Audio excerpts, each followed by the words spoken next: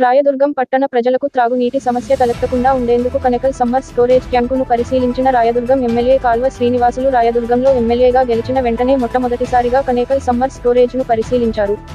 ఆయన మాట్లాడుతూ ఎస్ఎస్ ట్యాంక్లో 40 రోజులకు సరిపడ నీరు మాత్రమే ఉన్నాయని, తుంగభద్ర ఎగువ కాలువకు 20 టీఎంసీ నీరు ఉంటే మాత్రమే సరఫరా అవుతుందని, నెల రోజులు లోపలే కనెకల్ ఎస్ఎస్ ట్యాంకు నీరు సరఫరా అందుతుందని భావిస్తున్నామన్నారు.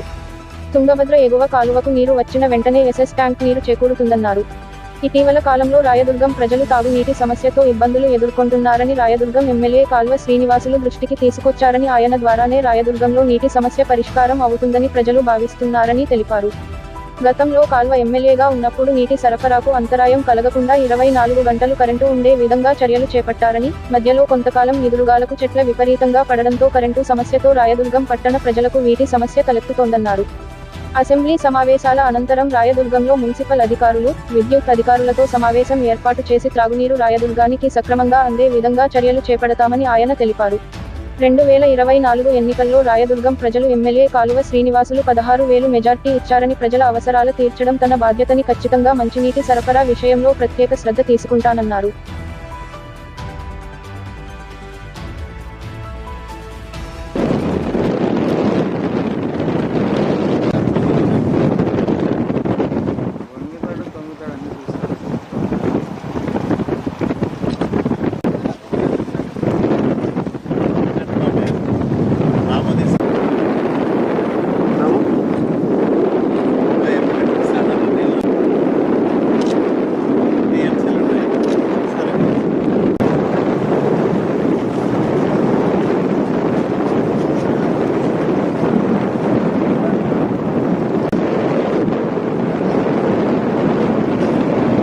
లేకుండా ఇట్లుండేది, లేకుండా పోయినసారి పంపిణీ జరిగింది. నేనే చెప్తాను జరిగింది పోయినసారి.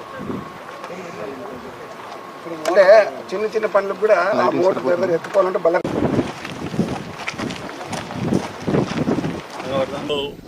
రాయదుర్గం పట్టణానికి తాగునీటిని అందించే కనేకల్లో ఎస్ఎస్ ట్యాంకును పరిశీలన చేశాం. ఇక్కడ 40 రోజులకు సరిపడా నీరు ఉంది. తుంగభద్ర డ్యాంలో ఇప్పుడిప్పుడే నీటి ప్రవాహం మొదలైంది. 5.8 టీఎంసీల నీటి నిల్వ ఇప్పటికుంది. 20 టీఎంసీలు ఉంటే తప్ప తుంగభద్ర ఎగువ కాలువకు నీటి సరఫరా ప్రారంభం కాదు. కాబట్టి నెల రోజుల లోపలే నీటి సరఫరా ఇక్కడికి అందుతుందని మేము భావిస్తూ ఉన్నాం. ఎందుకంటే 15 రోజులు 20 రోజుల తర్వాత తగినంత నీరు తుంగభద్ర డ్యాంలో నిల్వ ఉంటుందని ఆశిస్తూ ఉన్నాం.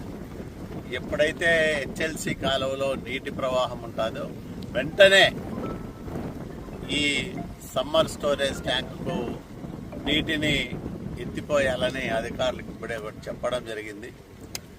ఆలస్యం చేయకోకుండా దానికి తగిన ముందస్తు ఏర్పాట్లు, అక్కడ పంపులు మోటార్లన్నీ కూడా సిద్ధం చేసుకొని కాలువలో నీళ్లు వచ్చిన వెంటనే ఇక్కడికి ఎత్తిపోసుకుంటే నీటి సరఫరాకు అంతరాయం కలగకుండా కాపాడుకోవడానికి అవకాశం ఏర్పడుతుంది.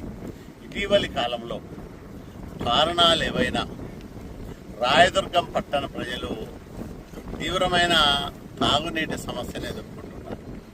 చాలా ప్రాంతాల్లో వారానికి ఒకసారి 10 రోజులకు ఒకసారి మాత్రమే తాగునీటి సరఫరా జరుగుతూ ఉంది.